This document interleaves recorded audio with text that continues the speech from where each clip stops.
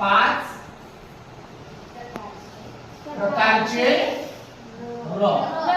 तर आपल्याला आज लर्न करायचं आहे 5 प्रकारच्या र विषयी माहिती. 5 प्रकारचा र बघा बेटा, 5 प्रकारचा र चा अभ्यास करायचा आपल्याला. तर हा वाला एक सिंपल सा र असतो आपल्याला. मुळाक्षर जर आपण बघितले त्यामध्ये हा वाला एक सिंपल वाला र असतो. त्यापासून शब्द तयार करतो आपण. रम, रवा, बरोबर आहे. रीता, राम असे सिंपल वाल्या र पासून आपण शब्द तयार केले.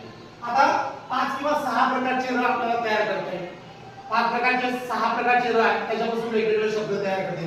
तर बघा हा वाला र आहे की जो आपल्या उभी जे रेष असतं, कोणत्याही मुळाक्षरामध्ये उभी रेष असतं मराठी, तर त्याच्या अशा पद्धतीचा जो तिरप्या प्रकारची रेष असतो ना, तर हा ही सुद्धा र चं काम करतो. कशाचं काम करतो बेटा?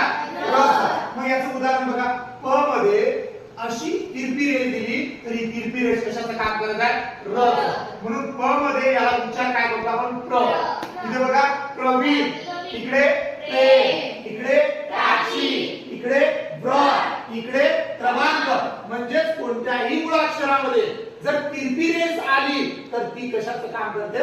र चं काम करते. कशाचं काम करते? र चं काम करते. त्याच्यानंतर बघा रफार सुद्धा कशाचं काम करते? र चं काम करते. म्हणजे मुळाक्षरावर जर रफार येत असेल बघा तरी कशाचं काम करते बेटा? र चं. उदाहरण बघा पर्व, व वर रफार आली म्हणजे पहिले प, नंतर रफारचा र आणि व, प र व. पण वास्तविक काय म्हणायचं? पर्व. काय म्हणायचं? पर्व. पूर्वी, दर्पण, प्रार्थना. म्हणजे जिथं जिथं रफार येत आहे तिथं त्या रफारचा उल्लेख आपण काय करत आहे? र करतो. त्याच्यानंतर हा प्रकारचा पण रच आहे, बरोबर आहे.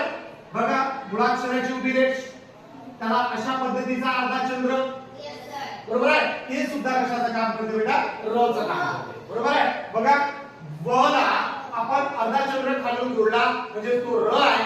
उच्चार काय झाला? वृ. काय झाला? वृ. आणि वर अनुस्वार दिलेला आहे म्हणजे वृंद, वृक्ष, पृथ्वी, ध्रुव.